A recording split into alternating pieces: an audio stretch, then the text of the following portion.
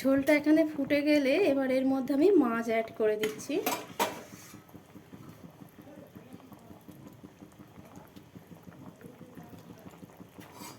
দিয়ে আরও কিছুক্ষণ ফুটবে, তারপরে রেডি হয়ে যাবে মাছের পাতলা ঝোল পটল আলু দিয়ে। আর এটি গরম গরম ভাতের সাথে পরিবেশন করবেন, ভীষণ ভালো খেতে হয়। আর আমার এই রেসিপি যদি আপনাদের ভালো লাগে তাহলে প্লিজ একটা লাইক করবেন, শেয়ার করবেন এবং সাবস্ক্রাইব করে দেবেন। হাই, আমি মলি ব্লগার থেকে মলি বলছি। আজকে আমি বানাচ্ছি পটল দিয়ে আলু দিয়ে মাছ দিয়ে ঝোল।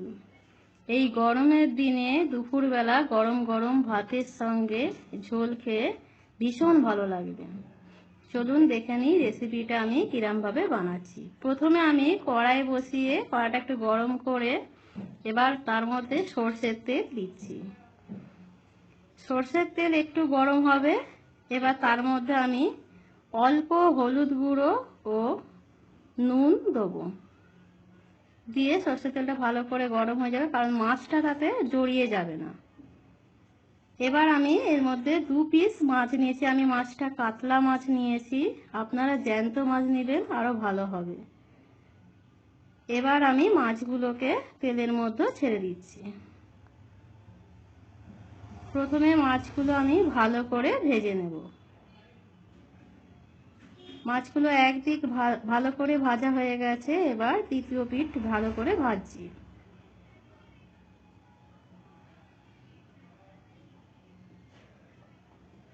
এইভাবে ভালো করে ভাজা হয়ে গেলে আমি মাছগুলোকে তুলে নেব। মাছগুলো আমি খুব বেশি কড়া ভাজি না, কারণ একটা ঝোলের তো, সেই জন্য।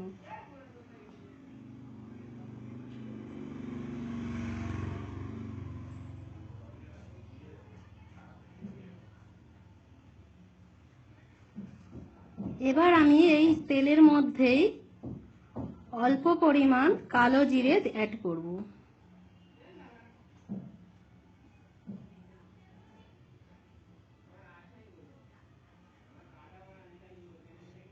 কালো জিরেটা একটু ফুটে গেলে তার মধ্যে আমি দেব কাঁচা লঙ্কা। আমি এখানে 3টে কাঁচা লঙ্কা দিয়েছি, আপনারা স্বাদ অনুযায়ী দেবেন। এরপর আমি সরু সরু করে পটলগুলোকে কেটে নিয়েছি, পটলগুলো দিয়ে দিচ্ছি তেলের মধ্যে। তারপর আমি ভালো করে তেলে পটলগুলোকে নেড়ে নেব।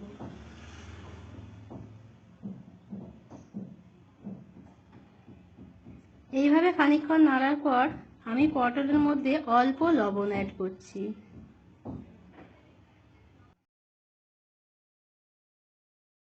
এবং হলুদ গুঁড়ো দিচ্ছি অল্প পরিমাণ। দিয়ে আমি ভালো করে পটলগুলোকে ভেজে নিচ্ছি। আপনারা এই রান্নাটা খেয়ে দেখবেন, ভীষণ ভালো হয়েছে। এবার পটলগুলো ভাজা হয়ে গেলে আমি এর মধ্যে আলু অ্যাড করব। আলুগুলোকেও আমি সরু সরু করে কেটে রেখেছি।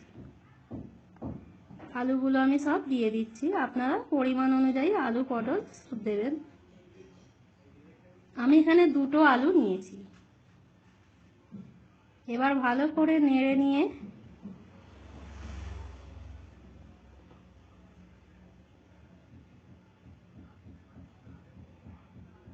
একটু ভালো করে মিক্স হবে। তারপর তার মধ্যে দিচ্ছি হলুদ গুঁড়ো, 1/2 চামচ হলুদ গুঁড়ো দিয়েছি। দিয়ে ভালো করে আবার মিক্স করে নিচ্ছি। খানিকটা মিক্স করার পরে আমি অল্প পরিমাণ ধনে গুঁড়ো দিচ্ছি এবং জিরে গুঁড়ো দিচ্ছি 1/2 চামচ। তারপর আবার ভালো করে নাড়িয়ে নেব। কিছুক্ষণ এইভাবে নাড়াতে থাকবো আমি।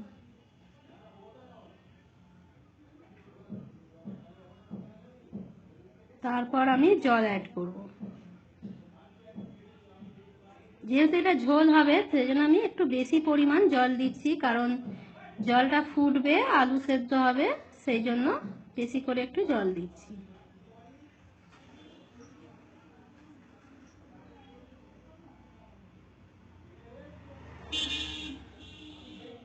এবার আমি স্বাদ মতো লবণ দেবো। আমি এখানে পৌনে 1 চামচের মতো লবণ দিয়েছি। আর এই ঝোলটা খানিকক্ষণ ফুটবে এবং আলু আরে সেদ্ধ হবে। খানিকক্ষণ ফুটে যাওয়ার পরে আমি এবার মাছ অ্যাড করব।